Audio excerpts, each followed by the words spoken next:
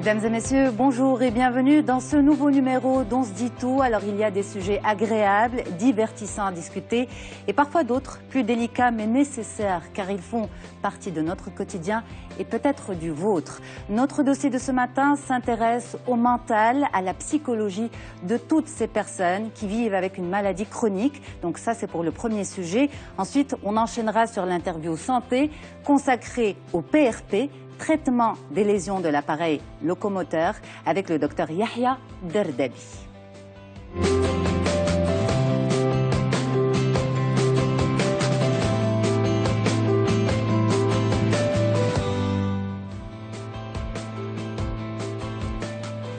Aujourd'hui, nous nous intéressons donc au mental, à l'état psychique de toutes celles et ceux qui vivent avec une maladie chronique, une pathologie longue durée, diabète, asthme, maladie cardiovasculaire, Alzheimer ou encore cancer.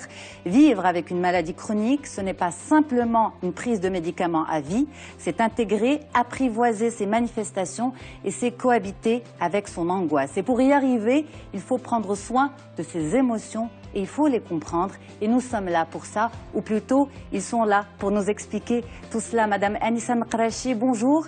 Vous êtes coach volontaire dans l'accompagnement des personnes atteintes de maladies chroniques dont le cancer. Merci d'être avec nous. Merci à vous. Monsieur Redam Hasni, vous êtes psychologue clinicien, psychothérapeute. Bonjour. Bonjour à vous.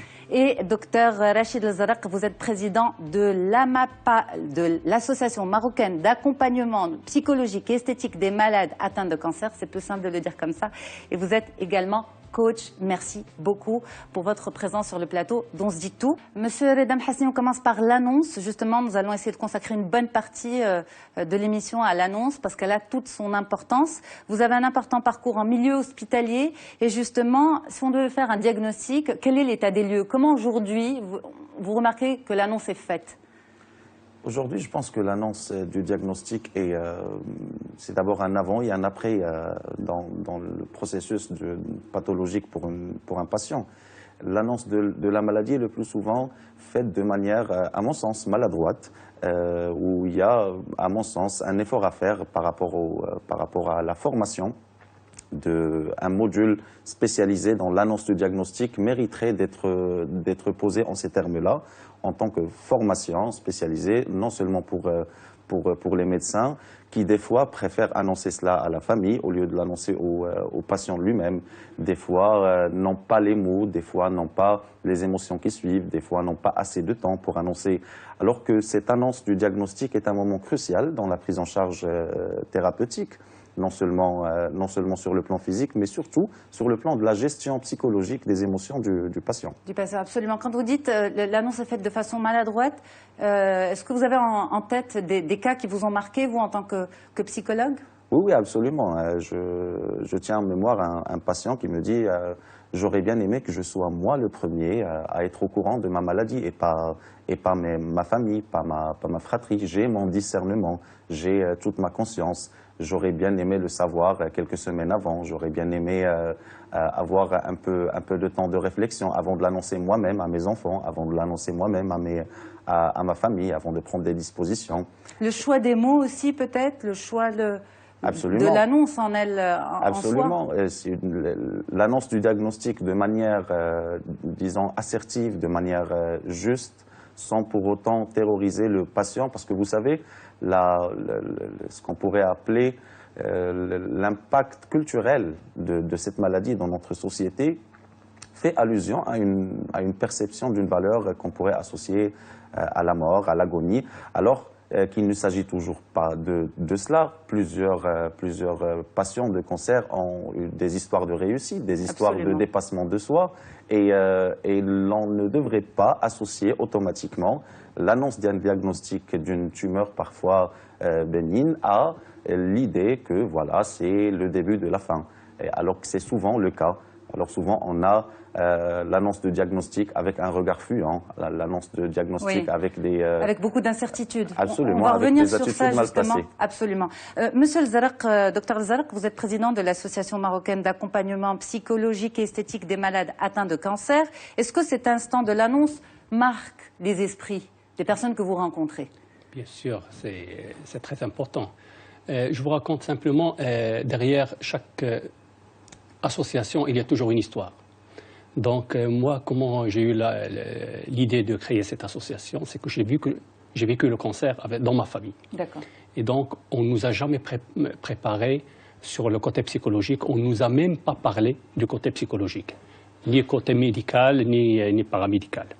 Et donc, c'est-à-dire que quand vous dites qu'on ne nous a pas préparé, c'est-à-dire qu'on ne nous a pas montré comment faire, comment gérer la maladie à la maison? On ne nous a jamais parlé qu'il y ait un accompagnement psychologique. Simplement, il n'y a que le traitement médical et que la famille se débrouille pour le reste. Et au cours d'un voyage avec un cousin en Belgique, j'ai vu comment ça se fait, la vraie prise en charge du cancer. C'est tout à fait différent de ce qui existe ici. C'est dans le seul centre où j'étais, où mon cousin a été admis, il y avait 22 oncopsychologues. C'est-à-dire, ce sont des psychologues qui sont spécialisés en oncologie. Il y avait 22 oncopsychologues. En plus, le psychologue, toujours à côté du médecin, surtout le moment de l'annonce du traitement. On prépare le malade avant qu'on annonce la maladie. À côté de ça, il y a des esthéticiens, des kinésithérapeutes, il y a des personnes de religion. La religion, elle est très importante. La foi. Il y a même il y avait des personnes catholiques, mais pour mon cousin, il y avait un frère qui est venu, qui est payé par l'État belge. Mais qu'est-ce qu'on vous rapporte au niveau de l'association? C'est-à-dire, comment les gens reçoivent leur diagnostic, l'annonce de leur maladie? Alors, nous, dans l'association, on reçoit des malades qui ont déjà eu l'annonce. Et justement, qu'est-ce qu'on vous rapporte de cette annonce? Est-ce qu'on vous en parle? Est-ce qu'on vous dit... Bien sûr, ils sont marqués. Ils sont marqués, très bien. Par quoi exactement? Ils sont marqués par la brutalité de l'annonce. Donc, nous, on reçoit dans l'association des personnes qui sont dans les 3 phases. Des personnes qui viennent d'apprendre qu'ils ont un cancer. Donc, ils sont dans un état un petit peu déambulé. Et puis, il y a des personnes qui sont en cours de traitement, qui ont adhéré au traitement en quelque sorte. Il y a des personnes qui sont en phase de guérison, mais qui ont toujours besoin de l'accompagnement psychologique parce qu'ils ont toujours cette angoisse qu'ils vont récidiver, qu'ils vont développer encore le cancer. On va en parler justement, c'est un point très important. Mais ce que vous retenez également, c'est que l'annonce est un petit peu, que ce soit pour le cancer ou pour une autre maladie chronique, l'annonce n'est pas véritablement prise au sérieux par les spécialistes. C'est pourquoi? C'est pour vous par manque de temps, par manque d'information, par manque de formation? Alors, je vous dis simple, j'ai un ami qui est dans une clinique et je lui ai parlé de l'annonce et tout ça. Il m'a dit, il est 5 heures, je n'ai pas encore eu mon déjeuner. Tout simplement, il y a une masse de malades et qu'il n'a pas le temps de consacrer même pas 5 minutes pour parler de l'accompagnement psychologique, faute de temps. Ou d'annoncer la maladie de façon non dramatique, même si apprendre qu'on a une maladie chronique, c'est lourd. Mais tout à fait. Voilà. Malheureusement, on voit dans les établissements, que ce soit public et dans les cliniques privées, il n'y a pas de psychologue. Oui. Et la différence avec ce que j'ai vu en Belgique, c'est qu'ici, on traite la maladie, et là-bas, on traite la maladie et le malade dans sa globalité. Et ça, c'est ça le plus important. Et d'après, excusez-moi une seconde, d'après les spécialistes, la prise en charge psychologique, il est à 50% dans le traitement, dans l'arsenal thérapeutique de la maladie cancéreuse. Ça veut dire qu'une personne qui n'a pas été accompagnée, il a de fortes chances qu'il ne soit pas guéri, ou autrement, le pourcentage de guérison chez les malades qui sont accompagnés du côté psychologique. C'est beaucoup plus important que chez les malades non accompagnés. D'accord. Alors, Madame Anissa Nkrachi, vous êtes coach volontaire dans l'accompagnement des personnes atteintes de maladies chroniques, dont le cancer, de façon générale. Bon, Monsieur Zerk s'est beaucoup concentré sur la maladie du cancer. Vous êtes en contact direct avec des malades d'autres types de pathologies. De façon générale, qu'est-ce qu'on vous rapporte de l'annonce? En fait, je voudrais revenir à ce qu'a dit docteur Jazraq, parce que moi aussi j'ai vécu le cancer dans la famille, donc je vais parler du cancer et je vais parler du diabète aussi. Donc pour ce qui est du cancer, mon frère il a été atteint de cancer et l'annonce a été faite d'une façon vraiment très vulgaire, moi je dis, parce que le médecin est venu nous dire spécialement, on était tous à attendre le résultat, il est venu nous dire, voilà, votre fils, il est atteint d'un cancer, il va vivre 20 jours. Il nous a donné une limite. Comme ça aussi 20 brutalement. jours, alors ma sœur, elle était affolée, elle lui a dit, écoutez, 20 jours, c'est pas à vous de décider, c'est Dieu qui décide combien il va vivre. Vous me dites qu'il a un cancer, d'accord, vous me dites qu'il doit prendre un médicament tel, ok, mais ne me dites pas qu'il va mourir après 20 jours. Mon frère, il est toujours vivant, donc il a eu son cancer en 2006. Et moi, je dis que l'annonce aussi, elle se fait d'une manière vraiment très délicate, parce que elle se fait pas d'une façon agréable, par exemple. Elle se fait, c'est comme un juge qui condamne un prisonnier. Il lui dit, voilà, vous êtes condamné à mort. C'est comme ça qu'on annonce la maladie du cancer. Donc si je reviens au diabète aussi, j'ai vécu le diabète dans ma famille, parce que ma petite fille, elle a 4 ans, elle est atteinte de diabète. Aussi, elle n'est pas très entourée, donc les médecins, par exemple, ils expliquent pas très bien à la maman. À chaque fois, la maman, elle sort en pleurant. Pourquoi? Parce que le médecin, au lieu d'expliquer à la maman comment elle doit se comporter avec un enfant de 4 ans qui a le diabète, le médecin il commence à crier, non, l'enfant, elle a pris 300 grammes en plus, non, il faut faire ça, il faut faire ça. Donc déjà, moi, je trouve que la maman, elle doit avoir un accompagnement. La maman et le papa notamment. Le papa, oui, aussi. Généralement, les papas, quand ils travaillent beaucoup, donc, mais la maman, elle a quitté son travail spécialement pour sa fille, pour rester avec elle à la maison et tout ça. Parce qu'expliquer la maladie à un enfant, oui. Ça aussi, c'est toute une problématique. Oui, non, pour expliquer la maladie à l'enfant, on lui a expliqué qu'elle a le diabète, qu'elle ne doit pas manger ça et ça et ça. Comment on explique ça à un enfant? Comment vous vous y êtes pris? Au fait, le bébé, il a eu le diabète à l'âge de 1 an et demi, donc elle était encore très petite, donc elle ne connaissait pas encore tout ce qui est sucette, tout ce qui est glace et tout ça, et elle a grandi tout en étant privée, parce que, et pour elle, on lui dit non, il ne faut pas que tu manges ça parce que tu vas tomber malade, parce que... Donc elle l'a intégré. Actuellement, elle se réveille des fois vers minuit, elle réveille sa maman, maman, réveille-toi, je crois que le sucre a baissé, donc il me faut l'insuline. Elle est consciente, on l'a fait piquer 6 fois par jour. Elle est piquée 6 fois par jour, chaque jour. Elle va en crèche? Elle va en crèche, exactement. Et donc, c'est à la maman d'expliquer à la crèche comment prendre soin de la petite fille? Oui, la maman, elle m'a dit, écoute, à chaque fois que je vais chercher ma fille, je commence à courir, à monter les escaliers comme une folle pour voir si ma fille, elle est toujours là, elle est assise, si elle n'est pas évanouie et si elle n'a aucun problème. Elle envoie tout ce qu'elle doit manger avec elle, elle explique aux maîtresses et tout ça, mais c'est un peu elle vit difficile. Dans une angoisse perpétuelle. Oui, elle vit dans une angoisse perpétuelle, exactement. Monsieur Redam Hasni, est-ce que vous trouvez ça normal comme situation et cette dame, cette maman qui vit cette situation n'est pas la seule à la vivre. Beaucoup de téléspectateurs, de familles sont dans ce type d'existence, de réalité.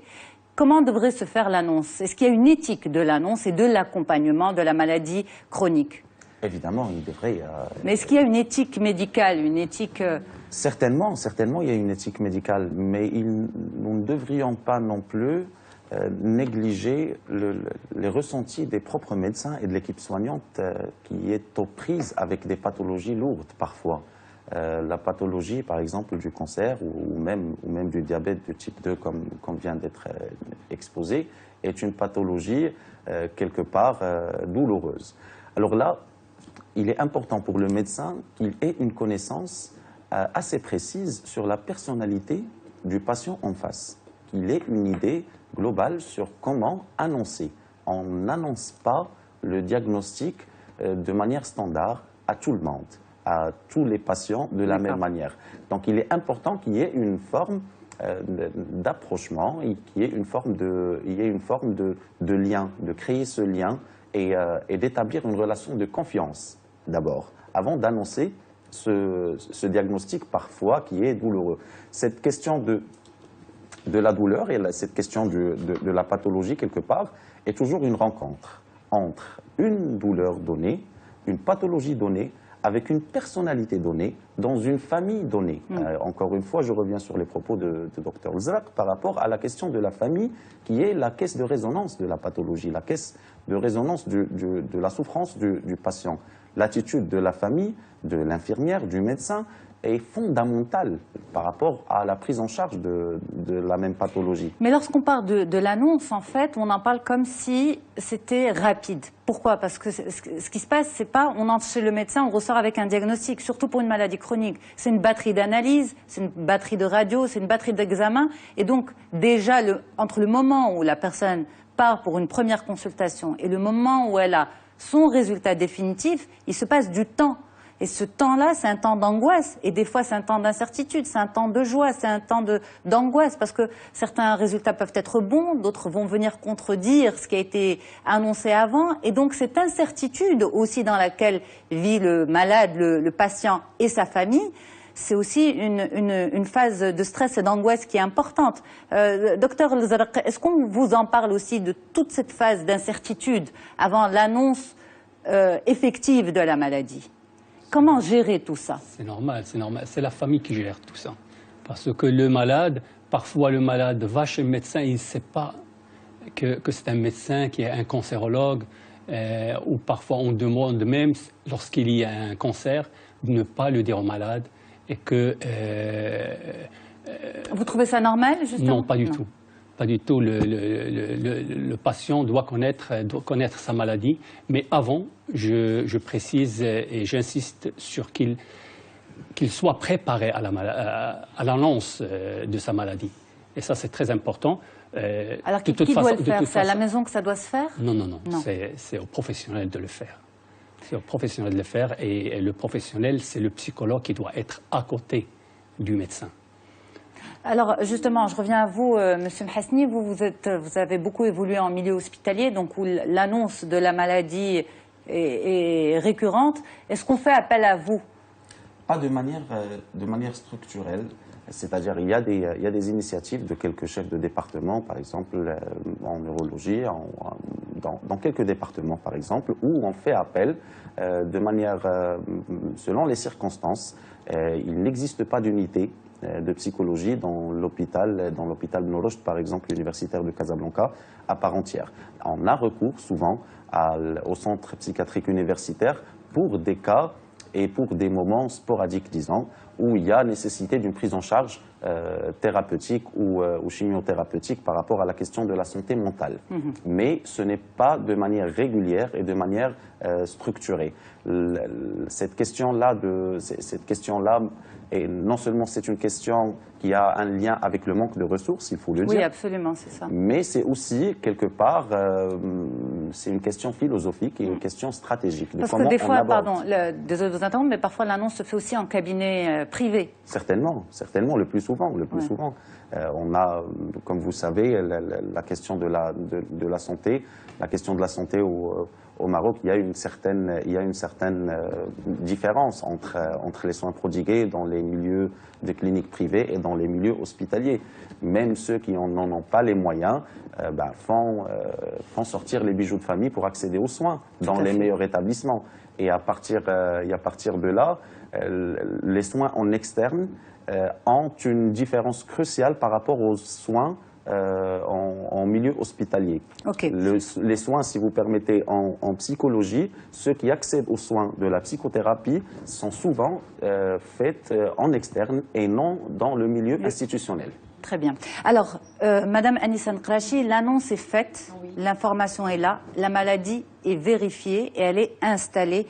C'est vrai que chaque pathologie arrive avec son lot de douleurs, de quotidien, tout ça, mais est-ce qu'il y a une tendance générale qui ressort des personnes que vous rencontrez en termes de ressenti?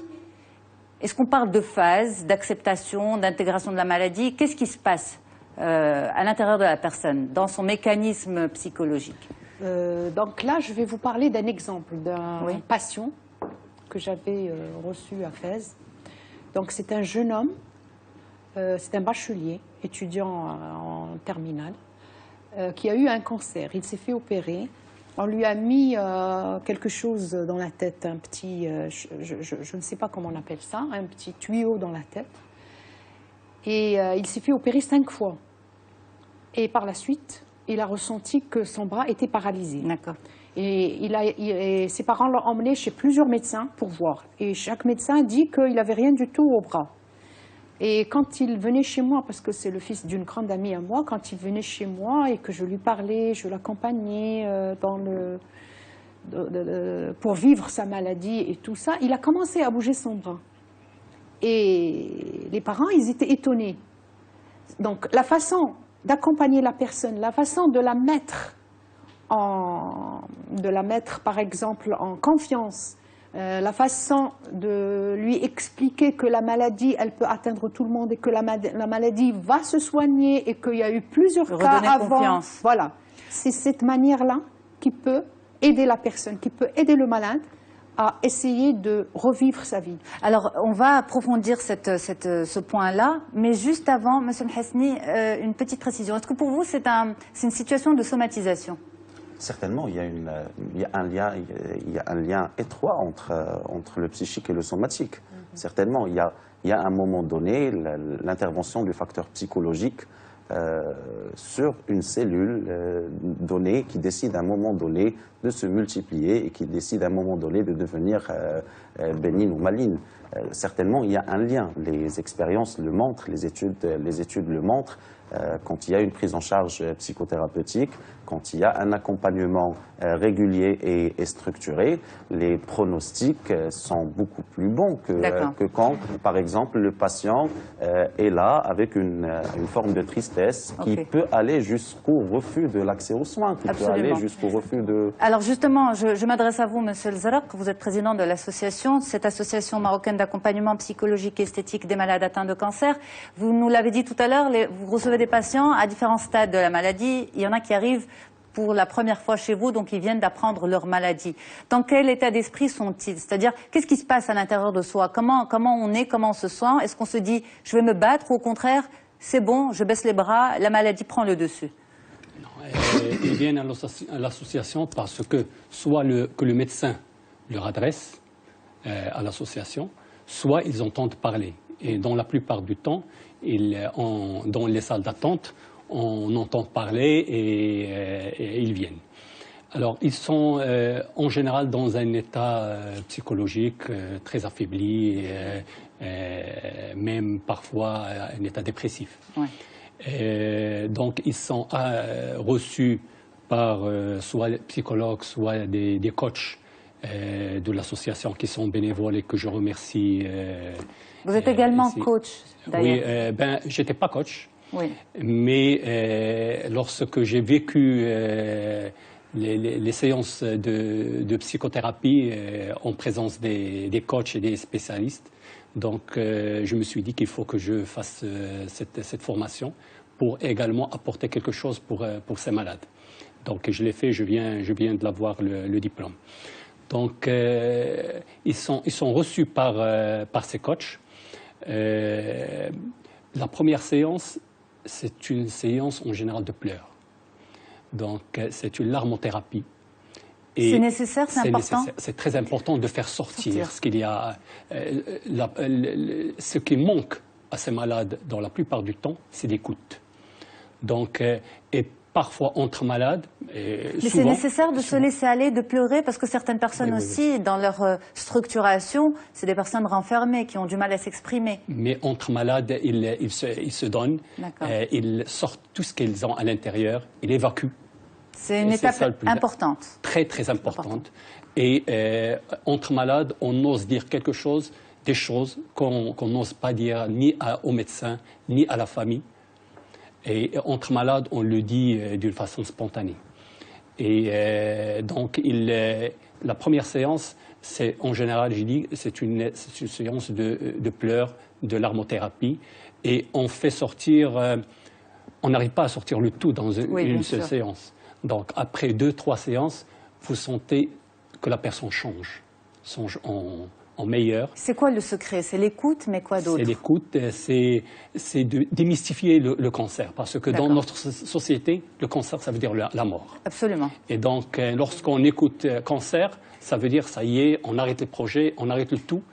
Et on attend la mort et c'est tout. Même pour la famille, ça y est, la personne, elle est finie. Mais justement, Donc, l'association, elle prend en charge le malade et sa famille ou uniquement le malade? Elle prend en charge le malade. Mais au besoin, on entend également la famille, mais séparément du malade. D'accord. Et après 2-3 séances, on sent que le malade change surtout dans la compréhension de ce que c'est le cancer. Comment, parfois, les malades, ils n'adhèrent pas au traitement. Ils refusent, même qu'ils sont cancer ou qu'ils sont atteints de cancer.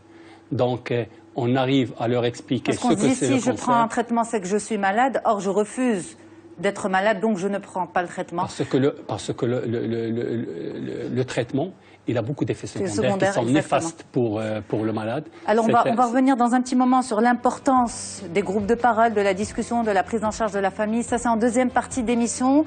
Je vous retrouve tout de suite, messieurs, dames, et on retrouvera également le docteur Yahya Derdabi pour faire le point en interview santé sur le PRP. À tout de suite.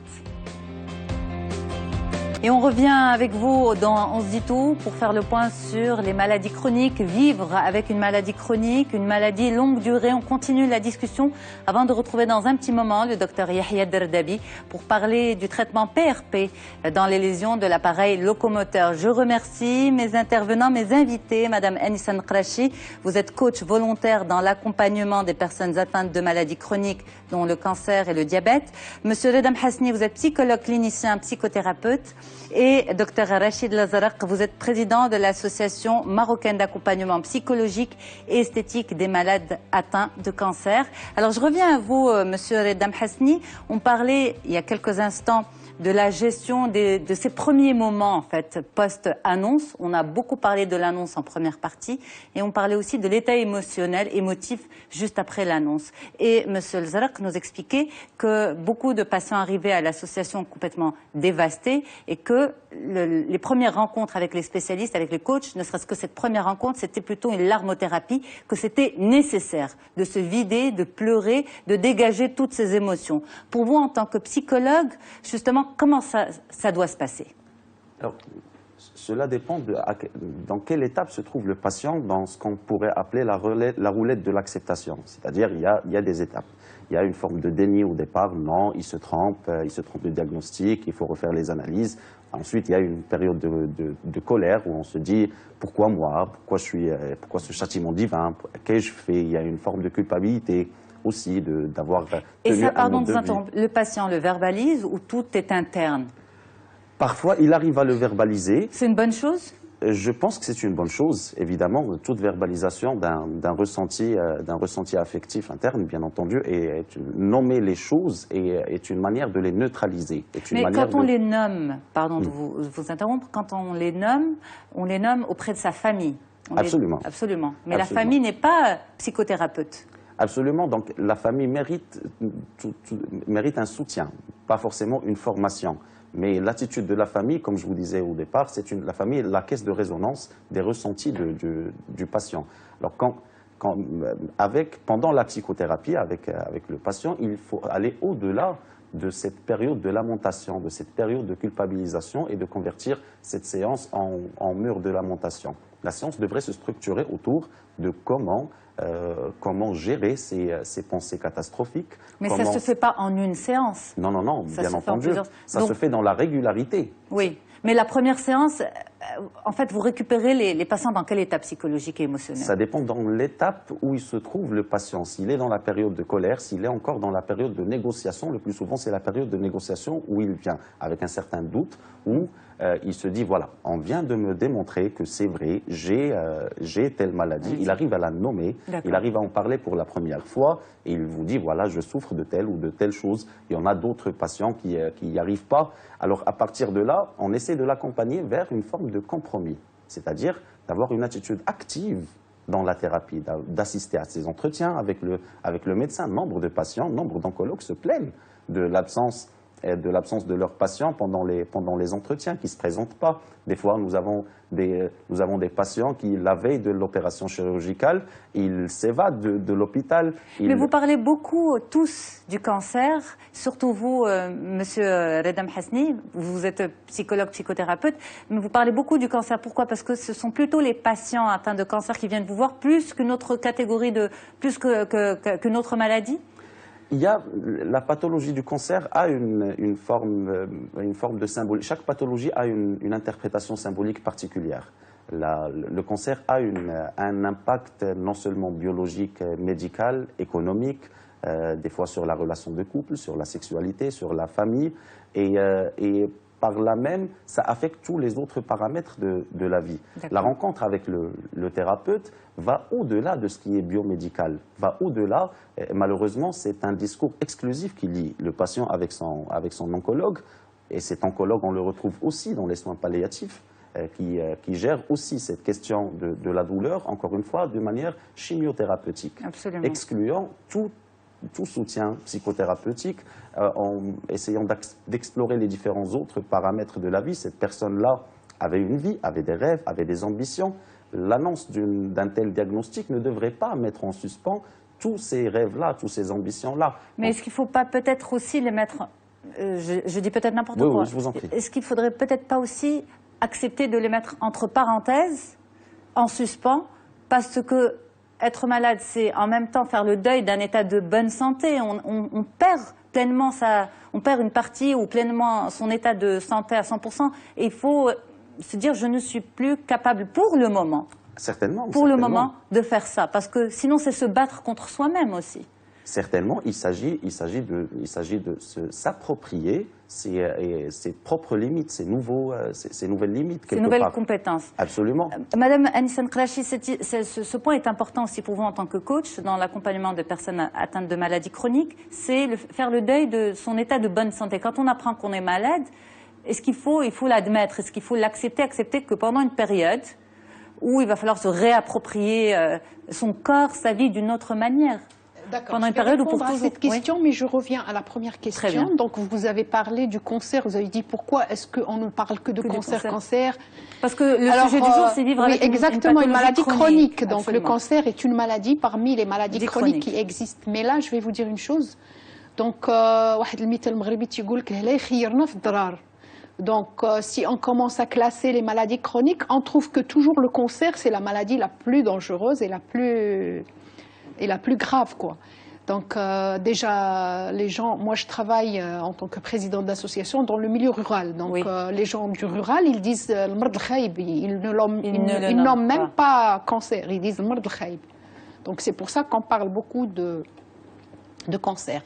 Donc si je reviens à la seconde question, c'est-à-dire est-ce qu'on doit vivre son deuil, est-ce qu'on doit dire qu'on était en bonne santé et là on est malade et on doit se soumettre. On a une autre santé. Voilà, non, moi je dis que non, on doit se dire voilà, là on est malade mais on va se soigner et on va redevenir comme on était avant parce que le cancer, alhamdoulilah, ça se soigne au niveau du Maroc et il y a beaucoup de personnes qui ont été atteintes et qui sont, alhamdoulilah, guéries actuellement. Mais ça vient déstabiliser, pardon de vous interrompre, ça vient complètement déstabiliser une routine familiale. Exactement, mais ça prend, oui, mais ça prend juste un laps de temps et après peut-être une année, 2 ans, ça dépend de... Je me mets à la place notamment de ces mamans qui apprennent qu'elles ont, on va dire, un cancer. Enfant, elles ont des enfants, elles ont un cancer, elles étaient en charge de la gestion de la maison, des enfants, le ramassage, les devoirs, l'école. Et puis un jour, elles apprennent qu'elles sont malades et physiquement, elles ne sont plus capables de faire tout ça.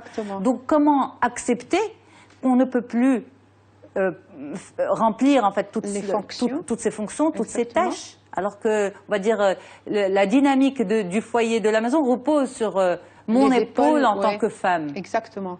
Donc c'est pour ça que je reviens à ce qu'a dit Dr Zraq et à ce qu'a dit Docteur aussi, parce que il faut créer des forums de discussion, il faut que ça parle, il faut créer des forums de discussion, il faut que la personne atteinte puisse parler, puisse pleurer aussi, puisse vivre sa maladie et prendre un certain temps et après repartir à zéro, même avec la maladie, parce qu'elle est en train de se soigner. Donc il faut l'encourager, il faut lui dire que, il ne faut pas lui mentir. À un malade atteint de cancer, il ne faut jamais lui mentir, il ne faut jamais lui dire vous avez une très bonne mine alors que lui, il est fatigué et tout ça. Mais par contre, il faut essayer de l'aider à évacuer tout ce qu'il a à l'intérieur. Monsieur Elzarq, justement, je reviens à vous par rapport au groupe de parole. C'est important les groupes de parole avec les spécialistes et entre malades surtout? C'est très important dans un premier temps pour évacuer ce qu'il y a à l'intérieur, pour comprendre la maladie, pour accepter la maladie et pour adhérer au traitement. Et gérer toutes les angoisses qui sont autour de la maladie, les multitudes de questions que le patient, le malade, pose et qu'il ne trouve pas de réponse. Est-ce qu'on parle aussi de l'intime dans ces groupes de parole? C'est-à-dire, quand la maladie atteint le couple, quand... Je viens à ça parce que, malheureusement, derrière chaque cancer, on trouve une histoire, et une histoire douloureuse. Soit des problèmes avec le mari, soit des problèmes dans le travail, il y a toujours une histoire derrière. Et lorsqu'on reçoit des malades, il y a même des problèmes qui sont post-cancer. On n'accompagne pas uniquement l'état stressant dû au cancer, mais également l'état familial. On assiste à beaucoup de séparations, beaucoup de divorces, des problèmes avec les enfants, avec les parents, à cause du cancer. Pourquoi? C'est dû à la perception sociologique de la maladie? C'est ce que vous nous expliquiez en début d'émission, Monsieur Mhasni? C'est surtout à une forme de vulnérabilité psychologique et affective dont est victime le patient. Et si on est en manque de soutien, si on est en manque d'apprentissage par rapport à la question pour traiter d'autres pathologies, du diabète ou d'autres pathologies chroniques, il y a une forme de connaissance, d'apprentissage que le patient devrait faire. Souvent, dans les séances de psychothérapie, le patient est là pour poser des questions, mais d'ordre de l'information, plus qu'autre chose. Le patient, souvent, n'est pas assez informé sur sa propre maladie. Mais quand on est en couple, par exemple, il faut venir vous voir en couple, c'est ça? Vous recevez des couples, justement, le mari et la femme? Oui, si et je conseille vivement les patients à se rendre en main de spécialistes.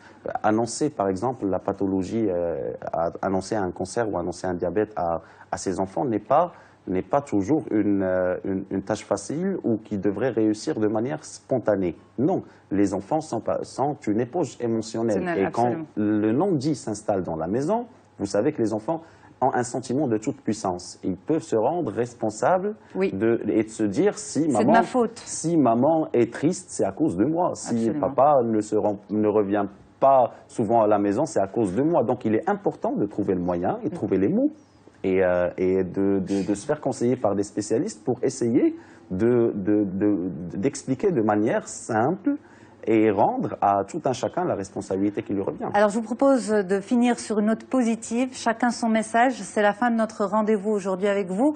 Madame Anissa Nqrachi, vous êtes coach volontaire dans l'accompagnement des personnes atteintes de maladies chroniques. Un petit mot de la fin? Un beau message. Je dirais que les kulli da'in dawa. C'est tout ce que je peux dire. Et que tout le monde peut guérir, même s'il est atteint d'une maladie qui est vraiment très très grave, il peut guérir. Ça prend du temps, mais il peut guérir. Alhamdoulilah, la médecine, elle a beaucoup évolué. Monsieur Reda Mhasni, vous êtes psychologue clinicien, psychothérapeute. Alors, j'aimerais dire aux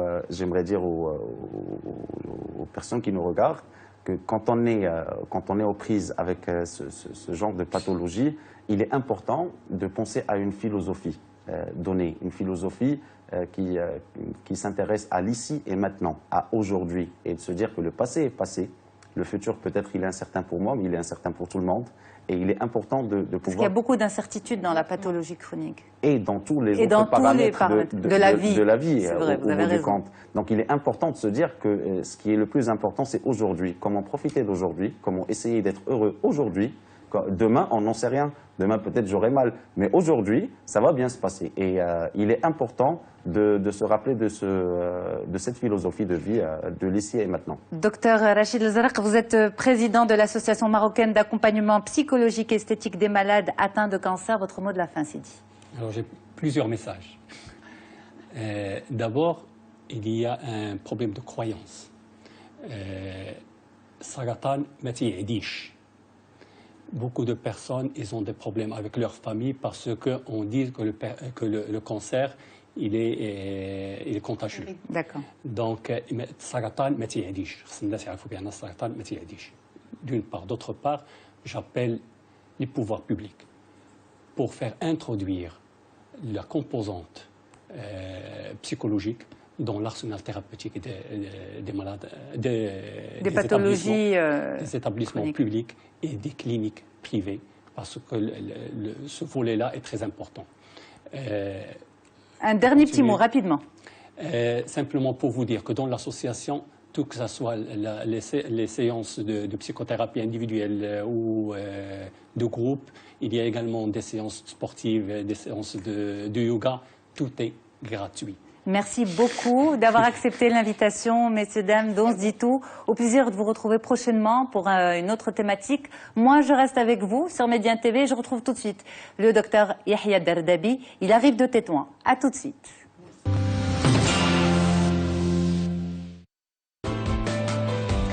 Gros plan donc aujourd'hui sur un traitement qui serait révolutionnaire pour soigner certains traumatismes de l'appareil locomoteur. En 2013, Rafael Nadal a eu recours au PRP pour soigner sa tendinite chronique au genou et il est redevenu numéro 1 mondial après 5 mois d'arrêt. Alors qu'est-ce que c'est exactement que le PRP? Comment agit-il? Et quelles sont ses indications exactes?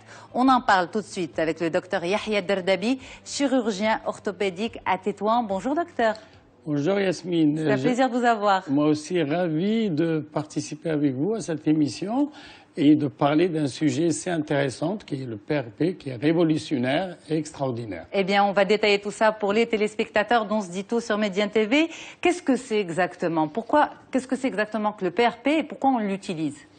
Voilà, le PRP, c'est l'application en quelque sorte de la biologie en orthopédie. Alors, comment on obtient ce PRP? C'est le plasma riche en plaquettes. On l'obtient par le fractionnement du sang. C'est le sang autologue, le sang du patient lui-même, le sang périphérique, qu'on va le prélever dans un simple flacon. C'est un flacon spécial qui contient un anticoagulant et un gel séparateur. On a des images, d'ailleurs, on va voir si on peut les avoir tout de suite pour illustrer ce que vous dites. Voilà. Des photos de vous, justement, avec le produit. On demande à la réalisation, justement, de nous les envoyer. Alors, une fois prélevé 10 cc de sang, on prend ce flacon-là et on le met dans une centrifugeuse qui va centrifuger et tourner à raison de 1500 tours par minute pendant 5 minutes. C'est vous là qu'on voit.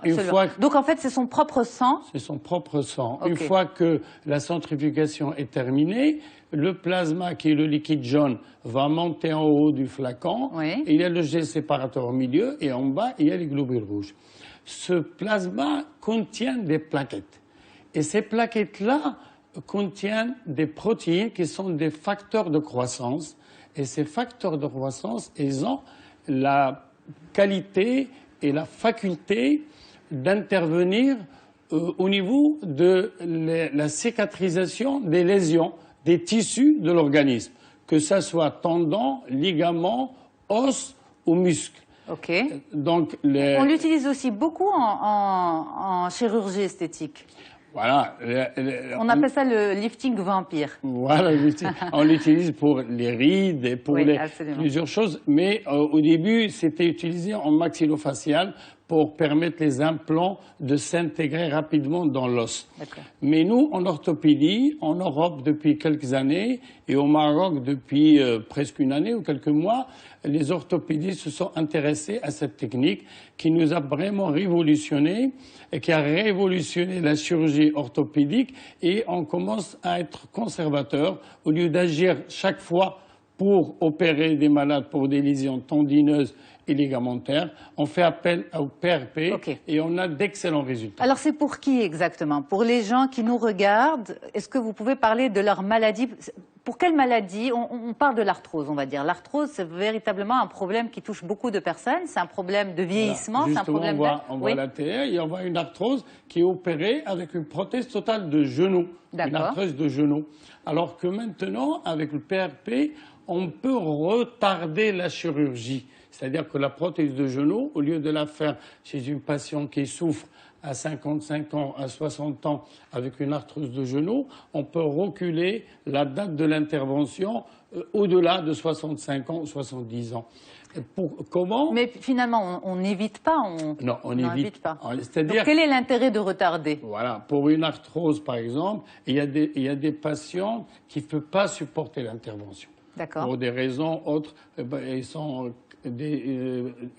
une tare, une cardiopathie très importante, une autre maladie qui ne peut pas supporter l'intervention chirurgicale, ou une arthrose débutante qui n'est pas encore arrivée au stade de l'intervention, mais elle est très douloureuse et les patients souffrent. Donc on doit donc traiter cette douleur. Et comme on fait, on s'est aperçu que le liquide synovial contient, le liquide synovial, c'est une malade arthrosique qui a une arthrose. C'est quoi ce liquide? C'est le liquide qui est à l'intérieur de l'articulation et qui est lubrifiant et qui est nutritif pour le cartilage. Alors ce liquide synovial chez un genou qui présente une arthrose contient des cellules souches. Et ces cellules souches, quand on injecte dans l'articulation du plasma riche en plaquettes, ils se transforment en cellules mésenchymateuses et par la suite en chondroblastes et en chondrocytes. C'est compliqué tous ces termes-là, mais en tout cas c'est efficace. C'est-à-dire en cartilage pour donner un nouveau cartilage et réparer la destruction de cartilage au niveau du genou. Alors on va se concentrer sur l'arthrose. Est-ce que les injections de PRP sont indiquées pour tous les types d'arthrose, quel que soit le stade de l'arthrose? Ils sont indiqués surtout pour l'arthrose du genou. On est maintenant dans l'arthrose du genou et à tous les stades. Mais elle permet... Même débutants? Même débutants. Elle calme la douleur, elle donne une meilleure récupération de la fonction du genou, mais c'est une injection qu'il faut la répéter tous les 6 mois. C'est pas un traitement éternel. C'est douloureux? Non, c'est pas du tout. C'est pas douloureux. Ça prend du temps? Non. C'est-à-dire entre le moment où le patient arrive pour le prélèvement sanguin et le moment où il reçoit l'injection, il se passe combien de temps? En 20 minutes. D'accord. 20 minutes. Donc tout le processus se fait sur place? Sur place, on le fait au cabinet. Et surtout, il n'y a pas d'effet indésirable, il n'y a pas de contre-indication, il n'y a pas de douleur. Et on lui fait son propre sang. Même dans le milieu sportif, il ne fait pas partie du dopage. Oui, justement, ça a été retiré de la liste des produits dopants. Ça n'a jamais été. Ça n'a jamais été. Je pense que si, il fallait simplement combattre. Je pense que si, ça a été retiré dernièrement. Alors, il y a des sportifs de haut niveau, comme vous avez parlé de Nadal, et il y a des sportifs qui ont souffert des tendinites au niveau de la pointe de la rotule du genou, de l'épaule, et après traitement par PRP, ils ont retrouvé leur performance. Il y a même qui ont battu des records et qui ont gagné des médailles après le PRP. Et il y en a d'autres qui, au début de chaque saison, ils se font injecter du PRP parce que ça leur permet de prendre soin de leurs articulations? Non, des tendons, surtout des tendons qui s'insèrent au niveau des articulations, au niveau de l'épaule, au niveau du genou, au niveau du coude, et ça permet des tendons qui sont abîmés, qui sont usés, qui sont fatigués. Mais sans être sportif de haut niveau, certaines personnes ont une forme de fragilité et font des tendinites à répétition. Donc pour ces personnes-là, est-ce que en préventif, vous conseillez des injections de PRP? Non, moi je pense qu'en préventif, non. En c'est préventif, surtout non. en curatif. D'accord. Mais c'est un traitement pour le sportif de haut niveau, le sportif amateur et pour le monsieur et madame de tout le monde, c'est-à-dire une femme qui souffre d'une tendinite de l'épaule. On a beau avant mettre des injections de corticoïdes qui font calmer un peu la douleur, mais au bout de quelques semaines, quelques mois, la douleur revienne. C'est pas d'une tendinite, c'est ce qu'on appelle une tendinose, parce qu'il n'y a pas d'inflammation. Ouais. Non, c'est le tendon qui est usé, qui est abîmé, qui est fragilisé. Donc on injecte du plasma riche en plaquettes pour redonner à ce tendon une autre force, une cicatrisation nouvelle et retrouver la fonction et l'indolence de cette épaule. Alors, pour les personnes aussi qui souffrent, par exemple, de cervicales, qui souffrent de problèmes de dos, de douleurs au dos, est-ce que c'est une indication, le PRP? Non, on a dit au début, le PRP, c'est du plasma avec des plaquettes, avec des facteurs de croissance pour relancer et aider la cicatrisation normale de l'organisme. Donc on va vers des tendons ou vers de l'os qui n'a pas voulu se consolider parfois. Et il y a des fractures qui ont fait un retard de consolidation, qui n'ont pas voulu consolider. Mais par exemple, en préparant cette émission, une dame m'a dit, moi j'ai un problème au niveau des cervicales et on m'a dit qu'il y avait un tassement, que je n'avais plus le liquide entre les vertèbres. Est-ce que c'est une indication? Non, ça c'est il a mal compris. D'accord. Parce qu'on n'a pas de liquide au niveau de la colonne cervicale. On a la colonne vertébrale, comme on a expliqué la dernière fois dans votre émission radio. On a des vertèbres et on a des disques entre les vertèbres et nous avons des ligaments et la moelle épinière et des nerfs qui sortent. Et il n'y a pas de liquide dans tout ça? Il n'y a pas de liquide. Okay. Il y a le liquide céphalorachidien qui passe dans la moelle, mais dans la colonne vertébrale, il n'y a pas de liquide. Donc il n'y a pas d'indication de PRP. Absolument. Alors, le PRP, est-ce que ça vient remplacer l'utilisation de l'acide hyaluronique? Parce qu'à un moment, on parlait aussi de la mode de l'acide hyaluronique pour certaines arthroses, notamment l'arthrose de l'épaule. Est-ce que le PRP vient remplacer ou c'est complémentaire? Ou aujourd'hui, pour vous les spécialistes, il y a débat? Non, l'acide hyaluronique, c'est un liquide lubrifiant. Mais il était utilisé pour le traitement de l'arthrose. Voilà, oui. Alors pour lubrifier l'articulation, parce que le liquide synovial, lui aussi, il est lubrifiant. Donc on met le liquide hyaluronique pour augmenter la lubrification au niveau du genou. Mais il n'a pas cet effet de cicatrisation.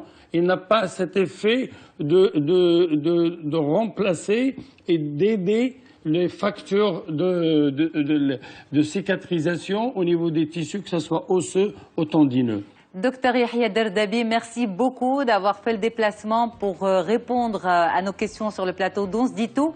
On a discuté avec vous du PRP, une émission justement à regarder et à retrouver sur notre site mediantv.com. Merci à vous pour parler de ce sujet, c'est intéressant. Merci pour tout. Très très bonne suite des programmes sur Median TV. Merci à toute l'équipe qui m'accompagne pour la préparation, la réalisation et la diffusion d'11 dit tout à Rabat et à Tanger. À très vite.